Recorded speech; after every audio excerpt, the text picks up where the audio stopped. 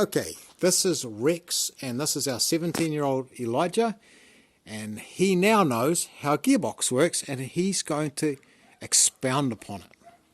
Alright, so we have the gearbox in neutral right now. We can tell because we have the input shaft here that's coming straight from the motor, and we have our output shaft, and we can see that it's free to spin at the moment.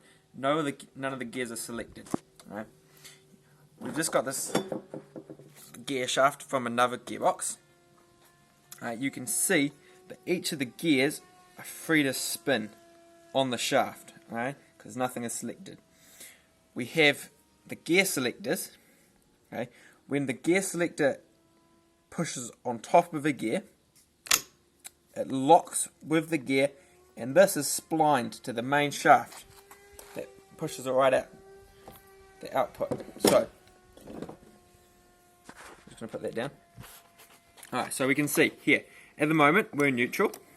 Okay, first is this gear here. Okay, so if we select first, it's not going in. We'll give it a bit of a carry up. Alright, we're in first now. So we can see that it's coming through the input, it comes up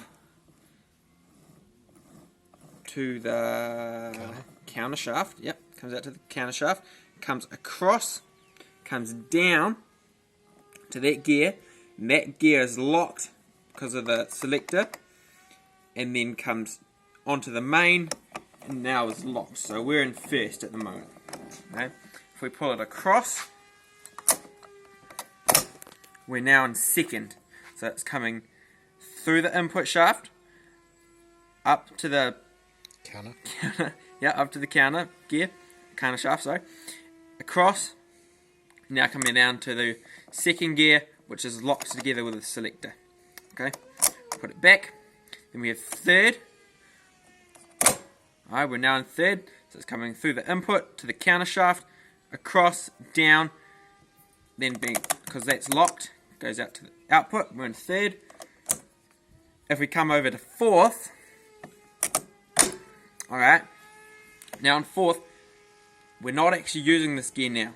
We've locked the input shaft with the output shaft. It's 1-to-1 now. So however fast the engine is spinning, the output shaft will be spinning the same.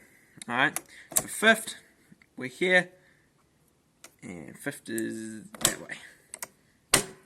There we go, we're in fifth now. So it's coming across, up to the counter shaft, right across, down to the fifth gear, which is locked with the selector rings. So yeah, that's how a gearbox works. This is the reverse gear. Okay, so the reverse gear, we can see here that it comes up the input to the counter shaft, and then it comes to this reverse gear. You can see that the reverse gear is not connected to the other reverse gear. So what they need is this gear here, which is on the top of the housing, and that changes the direction.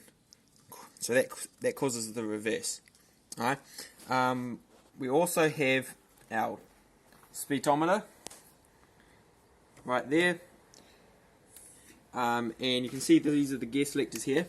So since the gearbox is on its side, if we think about how this works, if we're here and we're pulling across and up, be first, so we'd be pulling that out. Second would be across and down, which would be pushing that one in. And then we would come across and up, so we'd be pulling that one out for third. Then fourth, we're pushing it in for fourth. The next one would be across and up for fifth. And then across and down would be reverse. So yeah, hope you guys enjoyed that. That's how gearbox works.